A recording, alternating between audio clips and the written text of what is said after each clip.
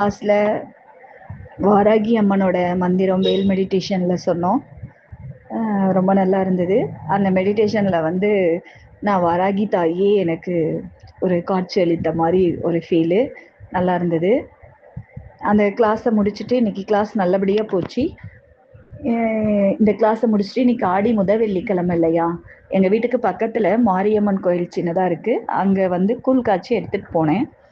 அதை வச்சுட்டு அங்கே தீபாராதனை நடக்கும்போது நான் சாமி கும்பிட ஆரம்பித்தேன். சாமி கும்பிடும்போது அங்கே வந்து அந்த சமயபுரத்தால் நினச்சி நான் கண்ணை மூடி ஓம் அன்பு சக்தி, ஓம் அன்பு அன்னை ஆதிபரா சக்தி அப்படின்னு கண்டினியூவாக சொல்லிக்கிட்டே கண்ணை மூடிக்கிட்டே இருந்தேன். அந்த நேரம் எனக்கு அங்கே சமயபுரத்தில் இருந்த மாரியம்மனோட கருவறை என்னுடைய அந்த கண்ணுல அப்படியே வந்து காட்சி கொடுத்தாங்க.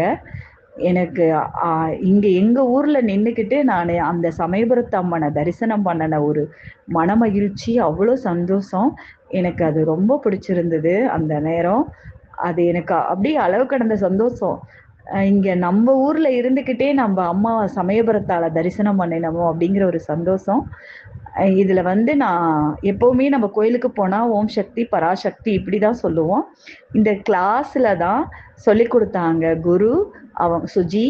அவங்க வந்து எந்த சாமியோடையும் அன்பு நாம சேர்த்துக்கணும், சேர்த்து சொல்லும் போது நமக்கு அதிகரிக்கும் அந்த மந்திரத்தோட வலிமை அப்படின்னு சொல்லி சொன்னாங்க. அதுபோலதான் நான் ஓம் அன்பு சக்தி, ஓம் அன்பு அன்னை ஆதிபரா சக்தி அப்படின்னு சொல்லிக்கிட்டே இருந்தேன். இது இந்த கிளாஸ்ல சொல்லி கொடுத்த மந்திரம் எங்களுக்கு. அதுல வந்து அவ்வளோ பவர் இருந்தது. எனக்கு அந்த அம்மாவை அப்படியே காட்சி கொடுத்தா. எனக்கு அந்த சமயபுரத்து அம்மால நான் என் வீட்டுல எங்க வீட்டு பக்கத்துல இருக்க கோவில்ல இருந்தே நான் தரிசனம் பண்ணினேன். அவ்வளோ சந்தோஷமா இருந்தது.